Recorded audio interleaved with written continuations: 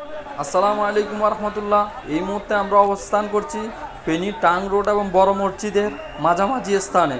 আজ আমরা একত্রিত হয়েছি নিপীড়িত ফিলিস্তিনি ভাই বোনদের পাশে দাঁড়াতে, মানবতার সাথে অন্যায় অবিচারের বিরুদ্ধে গর্জে উঠতে।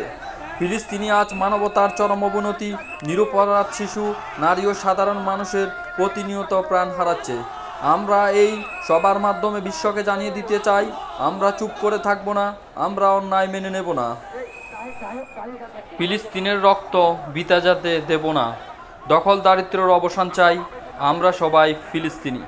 মানবতা আজ প্রশ্নবিদ্ধ, যুদ্ধ নয় শান্তি চাই। আজকে সভা আমাদের একাত্মতা প্রকাশের একটি ক্ষুদ্র প্রয়াস।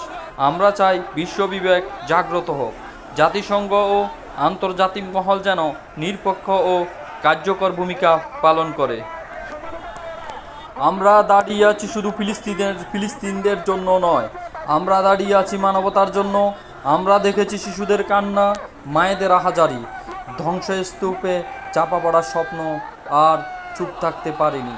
আজকের এই সবাই যেন একটাই কথা বলে, মানবতার প্রতি অবিচার মেনে নেওয়া আর অপরাধ না করা এক নয়। নীরবতা মানে সম্মতি নয়, আমরা নীরব থাকব না।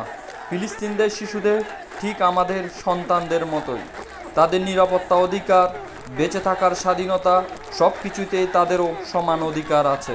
আমরা চাই অবিলম্বে যুদ্ধ বন্ধ হোক, বোমা নয় খাবার পড়ুক তাদের প্লেটে, গোলাগুলি নয় হোক পেন্সিল হাতে তাদের সকাল।